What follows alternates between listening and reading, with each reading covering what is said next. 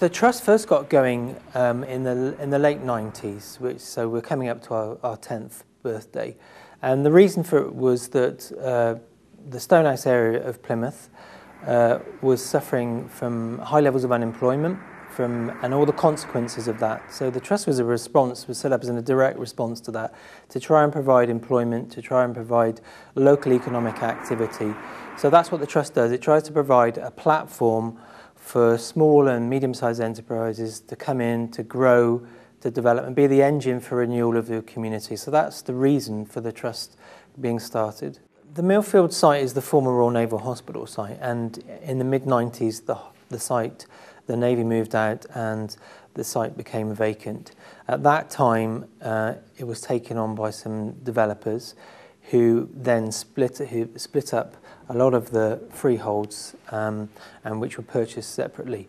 And at that time, the City Council, working with a fledgling Millfields Trust, was able to acquire some space on the Millfields site, including a bomb-damaged building and some ground which was cleared to make way for some new buildings. It's a great story, really, because it was bombed in 1942 and left more or less derelict for 60 years.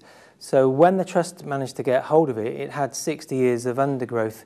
It had no windows at the time, the building had splayed, so there was an awful lot of work to do to bring it back into being. And that began in '99, and it took about a 9-month period to bring it back into building. But in doing so, it's restored one of the last bomb-damaged buildings left in this country, to its former glory. So I think now it's probably the best example of one of the original blocks of the hospital remaining on the Millfields. Well, the trust uses its income from the letting of business units in order to sustain itself, to cover the core costs, but to reinvest that back into the community. That's really important, is that we reinvest our surpluses back into our community. So the bigger the asset base that we've got, the more money we can generate simply, the more money we can put back into our community and support work like we are doing with our local schools. So our plans are to continue to grow our asset base, to continue to generate income through whatever means that are going to be ethical and are going to also support business at the same time. So we want to further develop business space, and the current HQ site offers the opportunity for us to look at how we can make the site work harder. So can we upgrade the building? Can we make the current site, the car park, the frontage, work harder to provide a range of services that will not only support the Millfields Trust in its core, but also offer key services to our community, at the same time enable us to generate an income which we can again use to reinvest to support the community. We have a complete range of tenants in here, from everyone from people selling futons online, to tenants doing video production, to tenants offering accountancy services, specialist engineers, through to builders, a complete range of services. And that's one of the things that makes the business park successful, is that tenants trade with each other, tenants use each other's services. Basically, we're a mail order internet-based company where we supply futon sofa beds to people throughout the UK and into Ireland as well.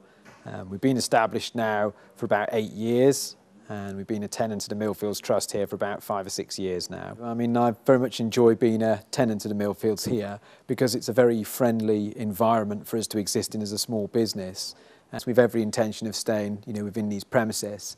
We find that the flexibility of the Millfields and the quality of the accommodation suits our purpose absolutely fine. I think the whole concept of the way the Millfields operates is very good. It gives us good value. It's good for the community. It's got a lot of strong points to it. Primarily from a business point of view, I have to say it's about the bottom line with the business. But the knock-on effect is that we are able to employ people and develop people and train people for long term. So it's important. We want to provide a good home for tenants. So we try to look after their premises so they don't have to worry about it. They can concentrate on running their business. That's first and foremost. And then on top of that, we offer a range of support in terms of the length of the leases. Tenants aren't tied into long-term leases here. And then we provide support through our staff to try and link tenants to local suppliers. And then we link tenants to other tenants and to support services, a range of support services. And we have things such as tenant breakfast, tenant lunches, where we bring in specialist support and speakers to help and support companies as and when they need it. The Millfields Trust has been trading for 11 years. In that time it has grown from an initial turnover of 70,000 to over £500,000 a year, and from managing 22 businesses in 1999 to over 100 today. In each year of operation, the Trust has made a trading profit and has acquired assets to the value of £2.5 million. Success has partly been based on consistency, with many directors and staff having served the Trust from day one.